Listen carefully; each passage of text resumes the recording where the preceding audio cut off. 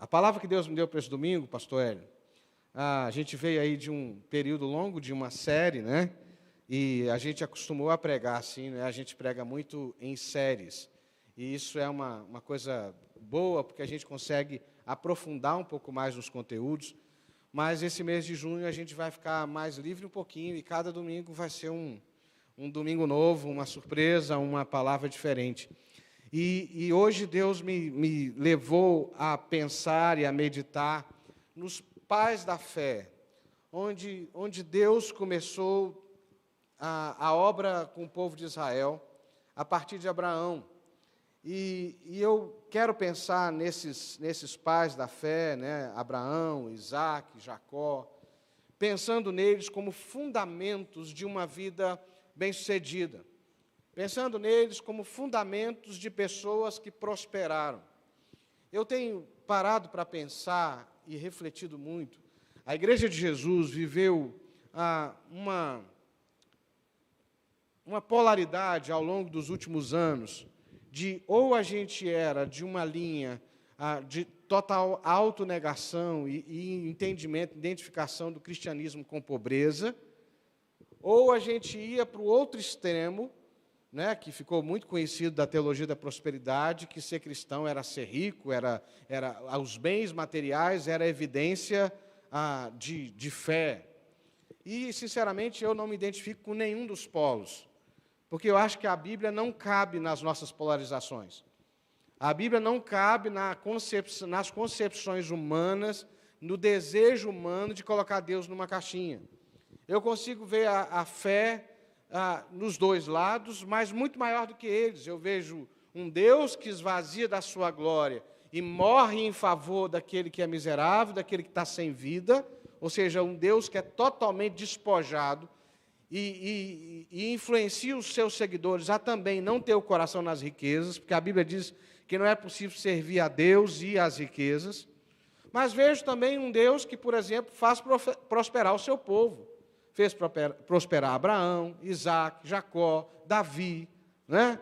Gerou recursos para a obra.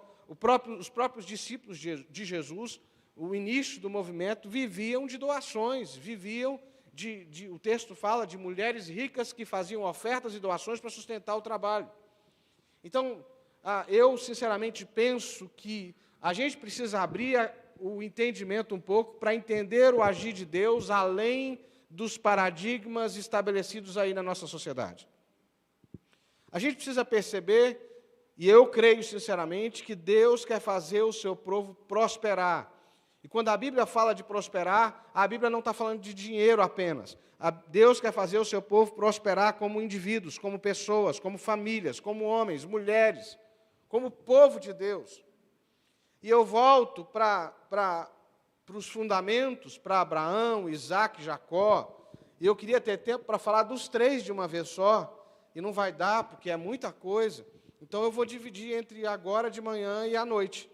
Então, você que está aqui de manhã, está convidado a participar do culto da noite conosco. Né? Está convidado a participar ou presencialmente à noite precisa se inscrever, ou online.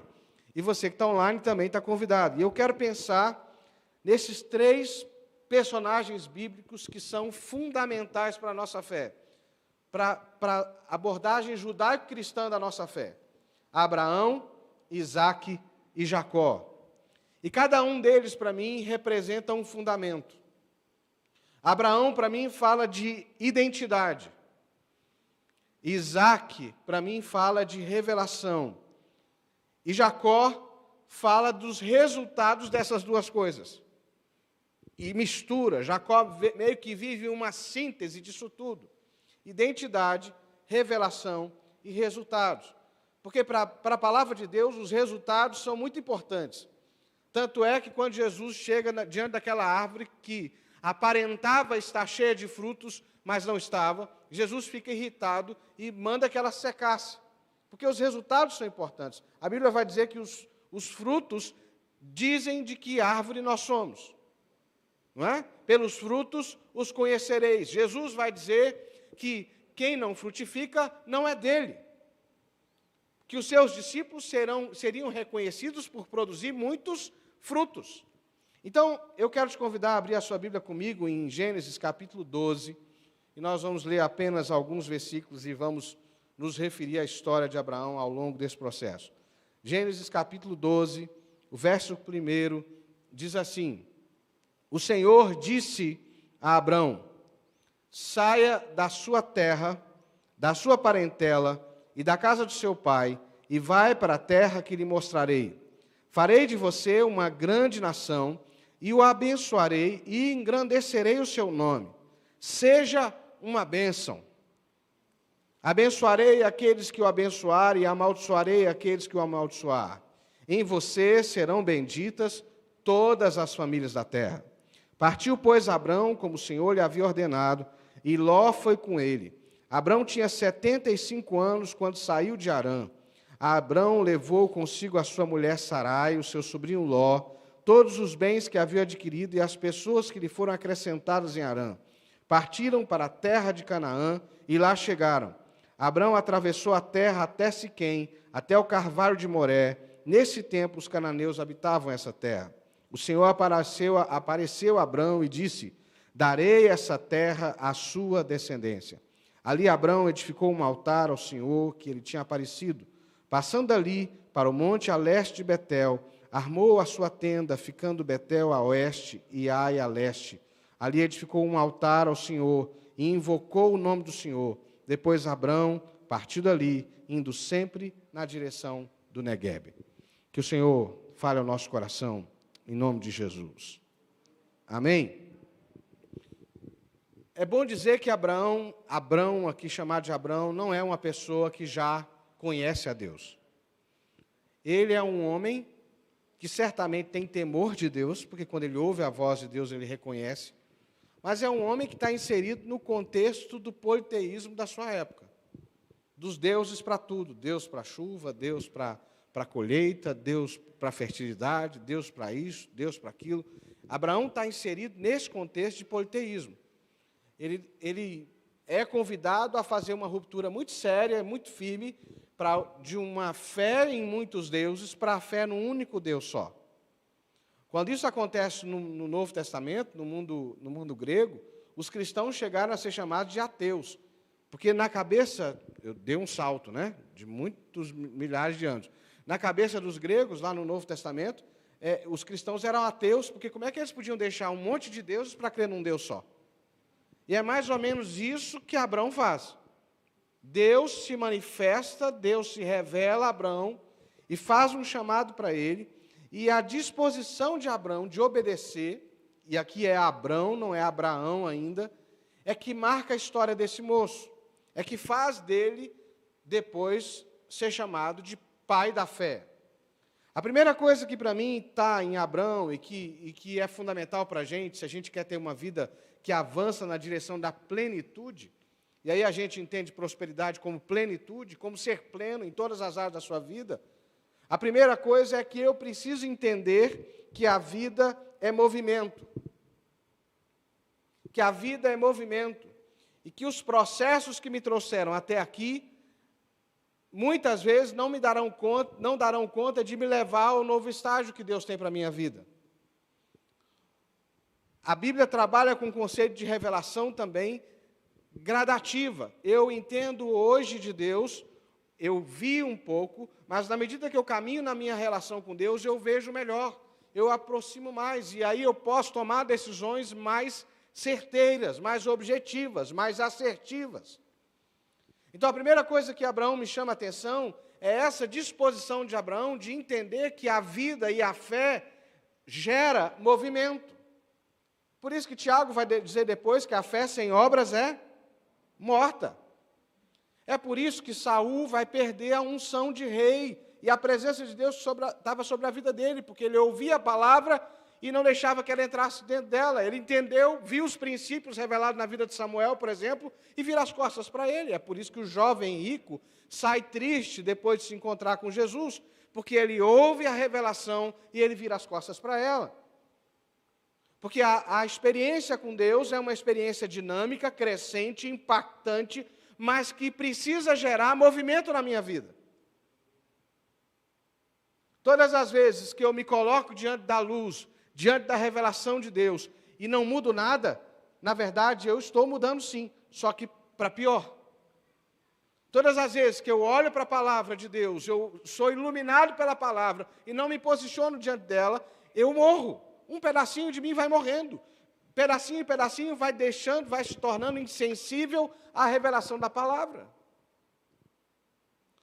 Abraão entende que ele precisava partir, Abraão entende que ele precisava mudar, entende que ele precisava fazer rupturas com a sua história de família, com os processos vividos até aqui, para viver aquilo que Deus tinha para fazer. E é interessante que a gente associa, porque Deus chamou Abraão para sair da terra, a gente sempre associa o movimento ao espaço físico.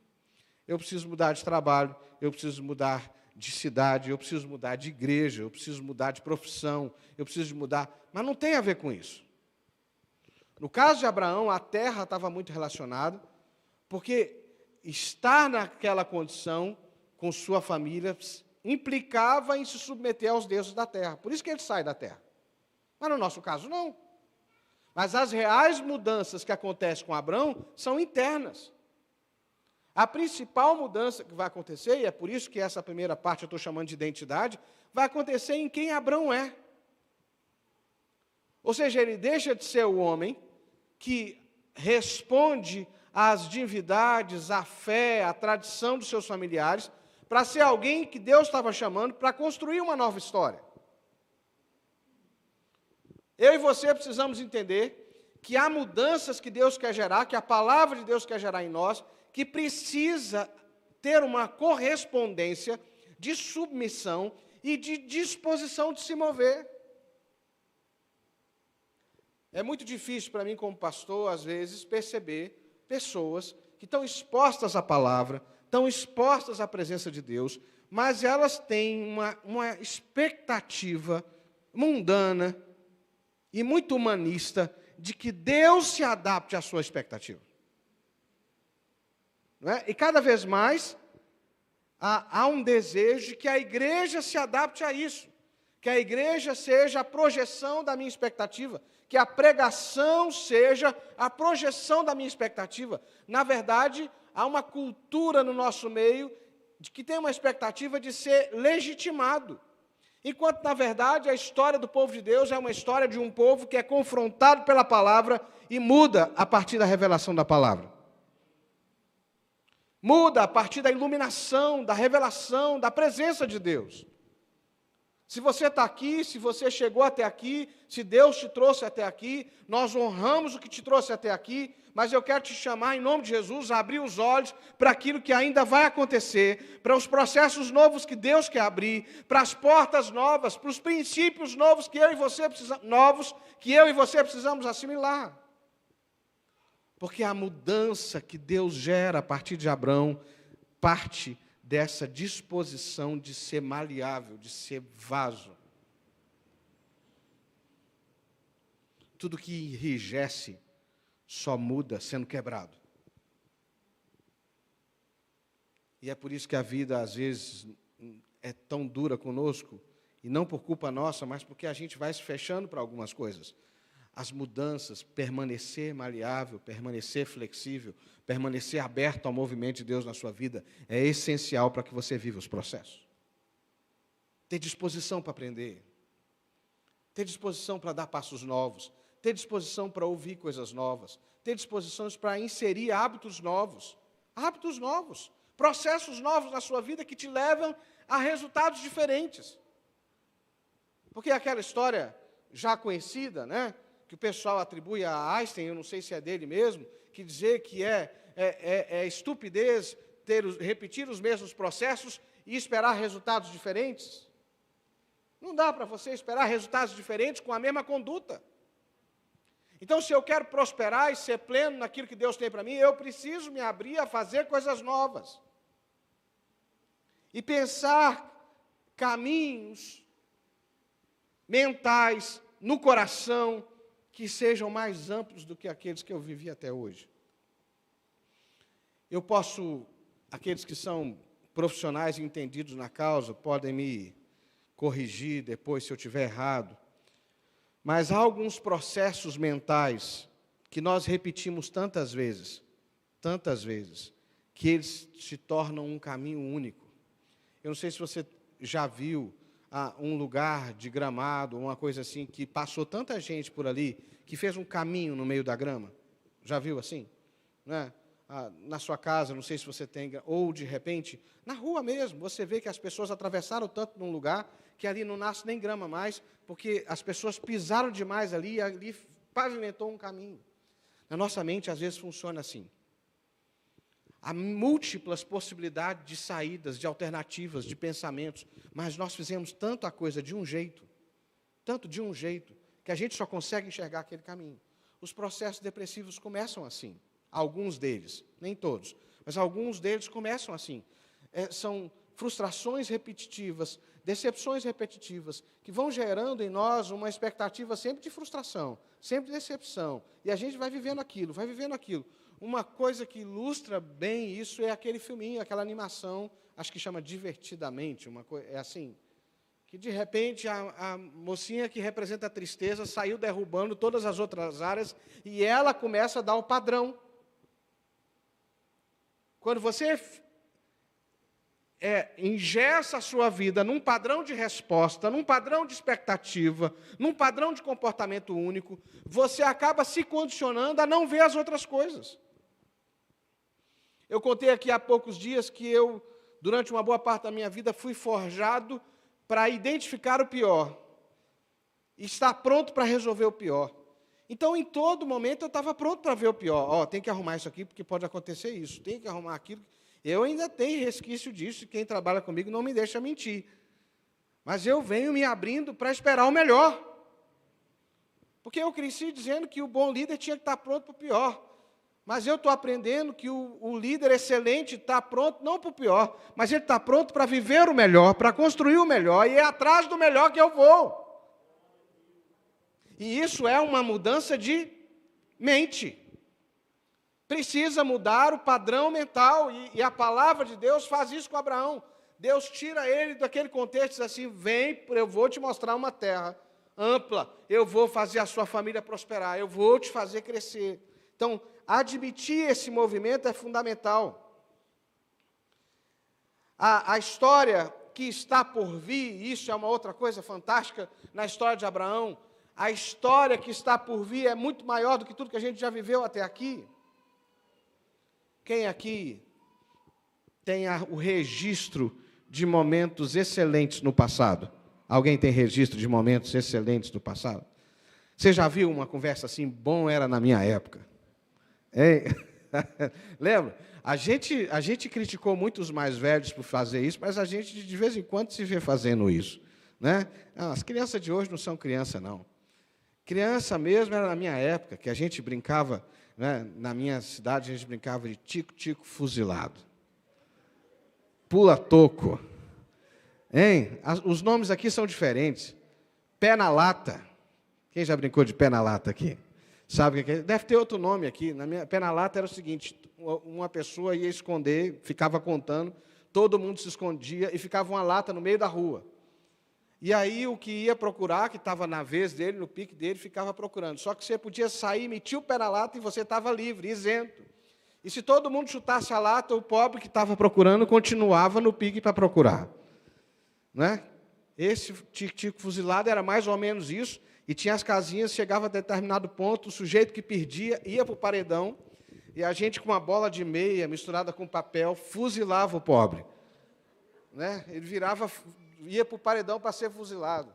Né? E muitas outras. Eu tenho uma cicatriz aqui nos olhos, aqui no olho, que a gente foi brincar de guerrinha num campo lá na minha cidade. Só que era uma brincadeira de rapaz mais velho do que eu, e a brincadeira era com bola de barro. E eu fiquei escondido na torre, que eu era o menorzinho. O pessoal estava jogando bola no campo, veio e derrubou o esconderijo, e eu tomei uma bolada de barro aqui no rosto, que eu fiquei desnorteado. Sangue desceu, e a gente diz assim: criança é a minha época.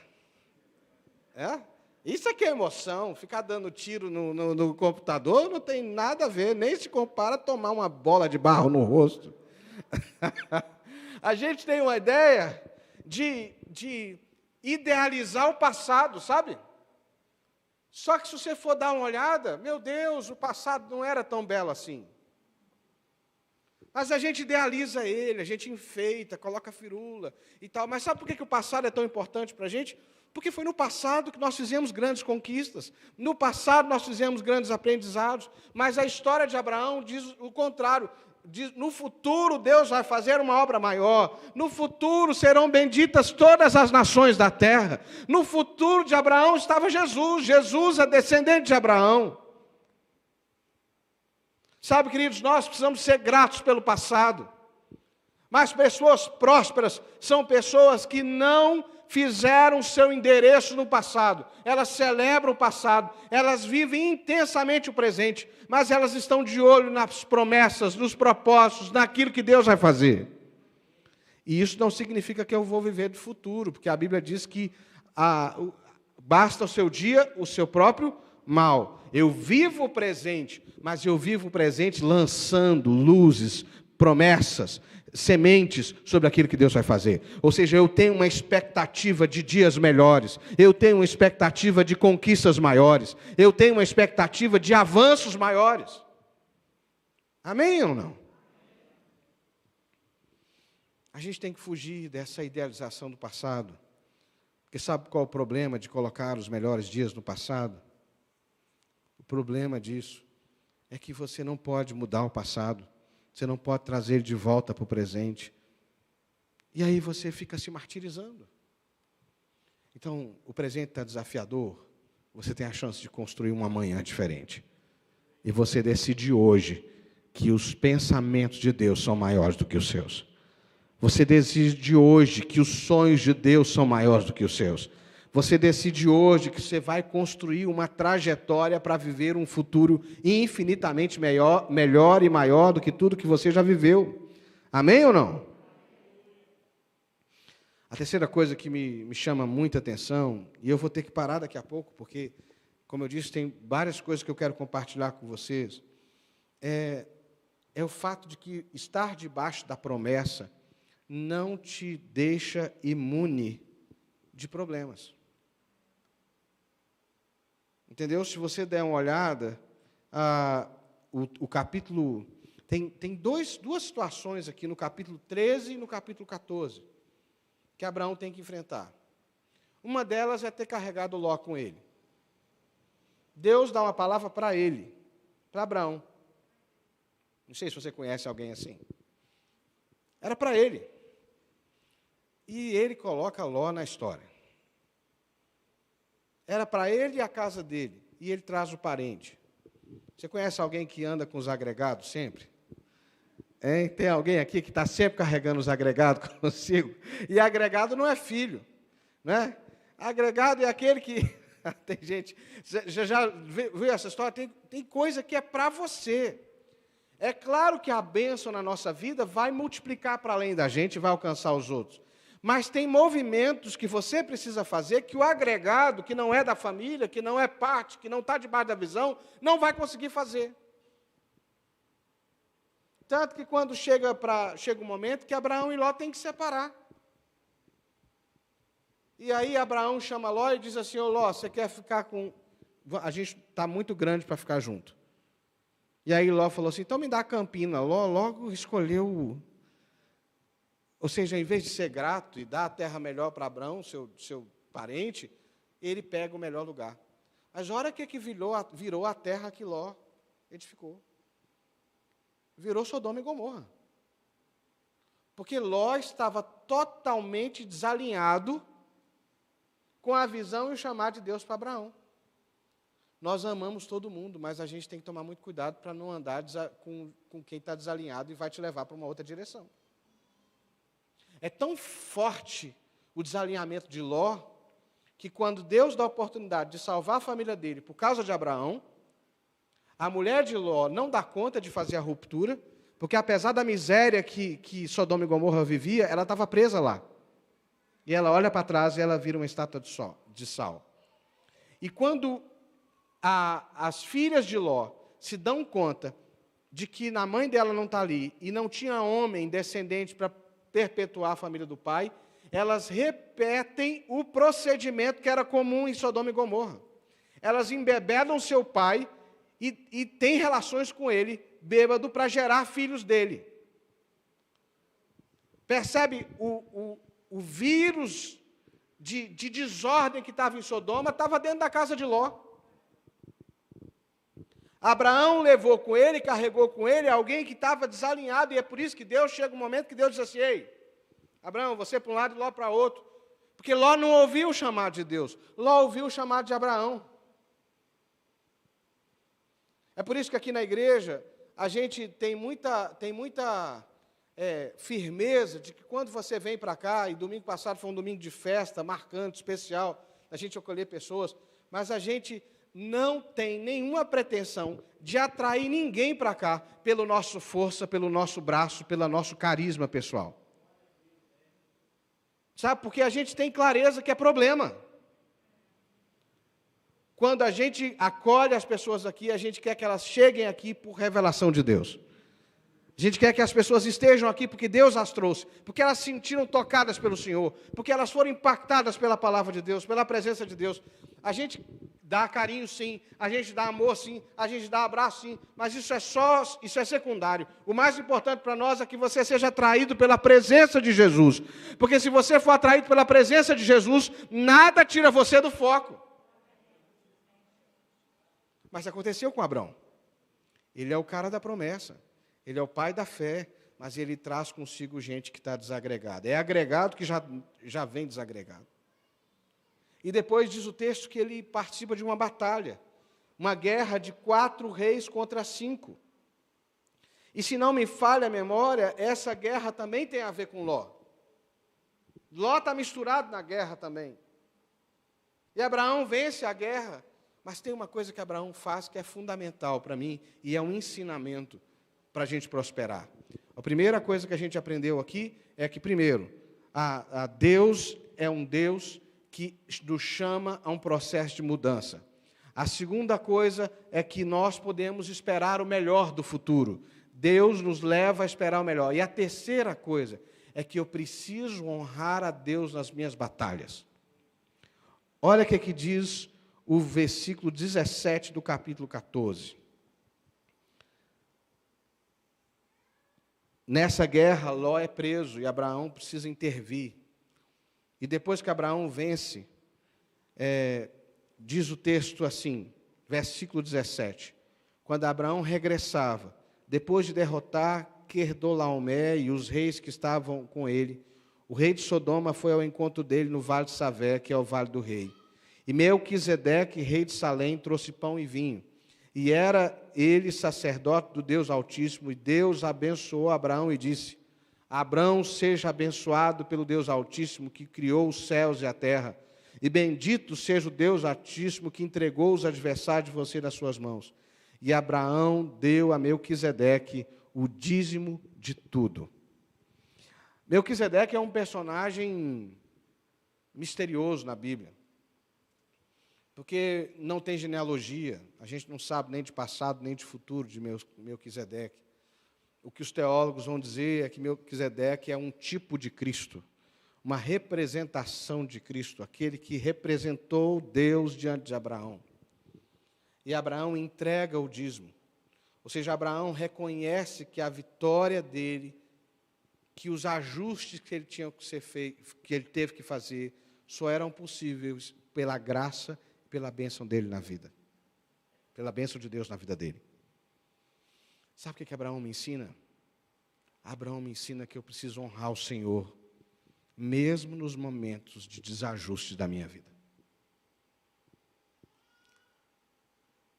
Eu sou muito curioso por estudar e por aprender com pessoas bem-sucedidas, tanto na vida cristã como fora dela.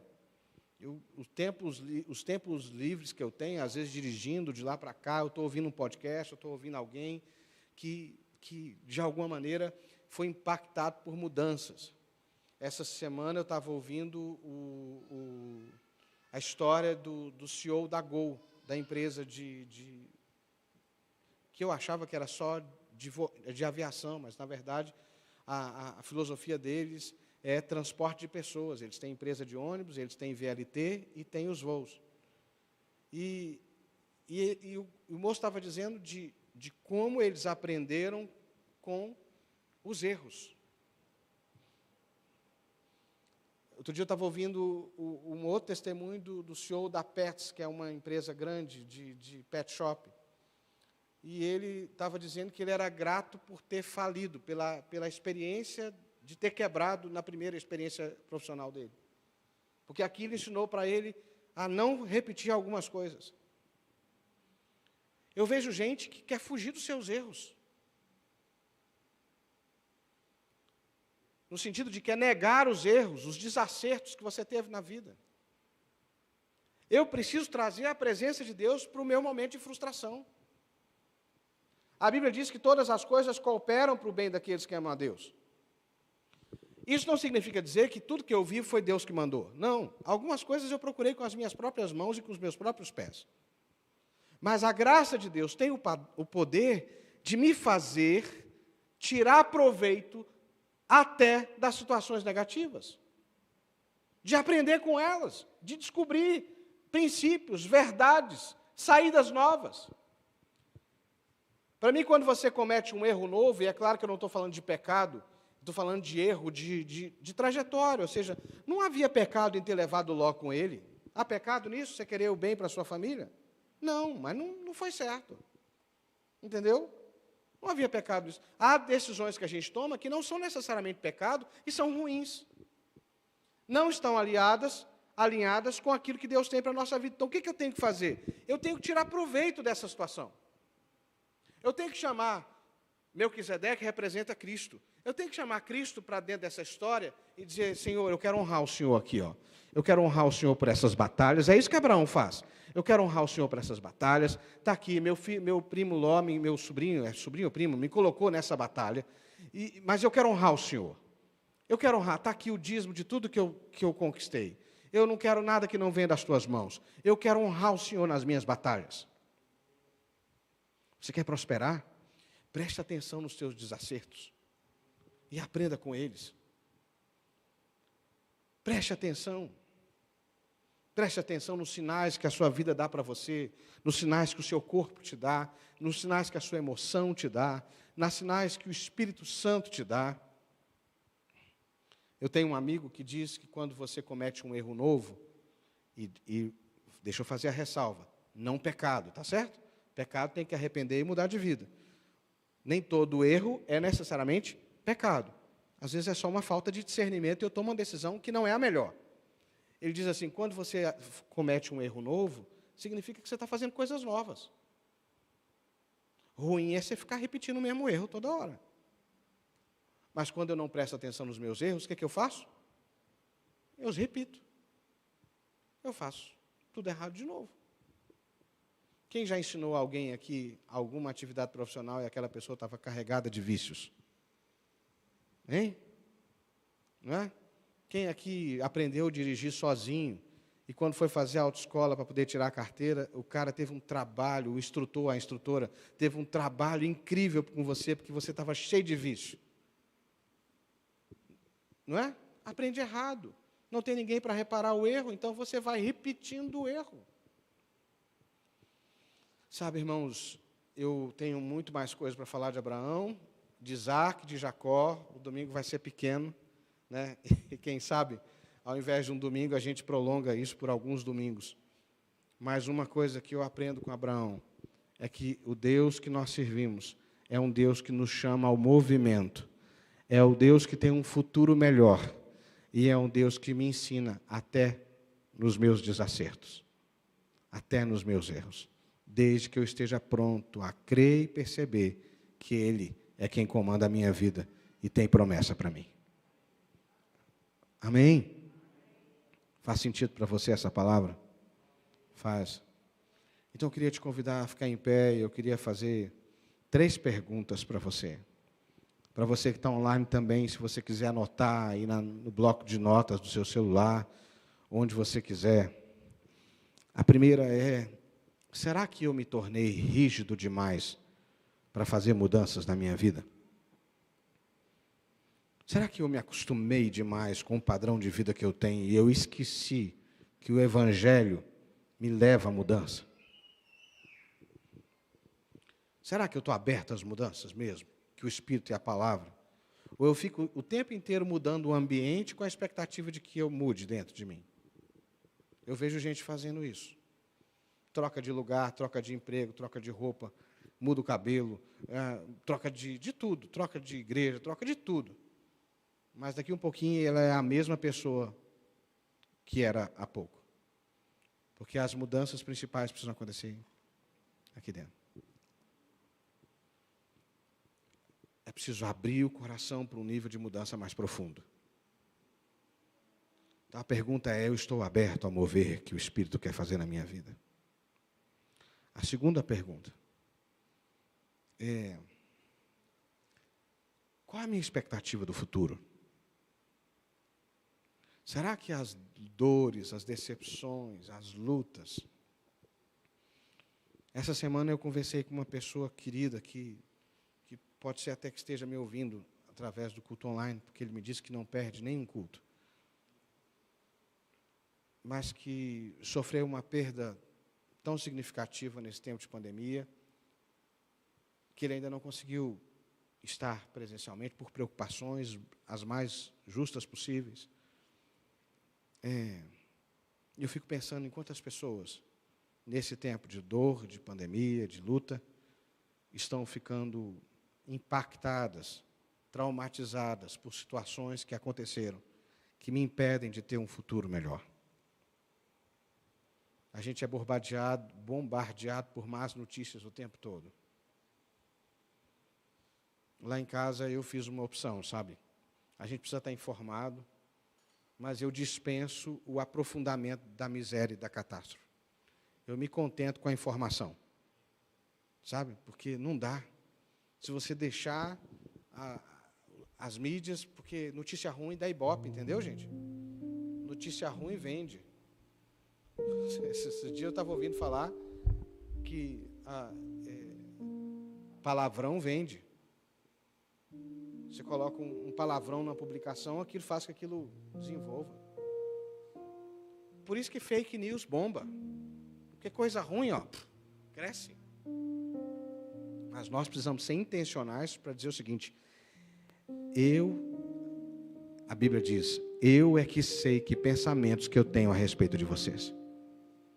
Pensamentos de vida e não de morte. E um futuro. Deus tem um futuro para nós, amém ou não amém? Deus tem um futuro para nós. O Deus que nós servimos é Alfa e Ômega. O Bispo Mano diz assim, não tem como dar errado, porque lá no final está Jesus. Jesus está no final da sua história, Ele é Alfa e Ômega, então não tem como dar errado. Então, em nome de Jesus, ainda que haja dor, ainda que haja frustração, ainda que haja dificuldade, abra o seu coração para um futuro melhor. Diga assim, Deus, eu creio que apesar de mim, apesar do momento, o Senhor pode me levar a um futuro melhor. E deixe que Deus seja honrado, mesmo nas suas tragédias, mesmo nas suas batalhas. E eu não cheguei a falar de identidade, ainda quero falar, por isso eu quero insistir que você esteja comigo à noite e me ajude no compartilhar essa palavra. Mas honre a Deus nas suas batalhas.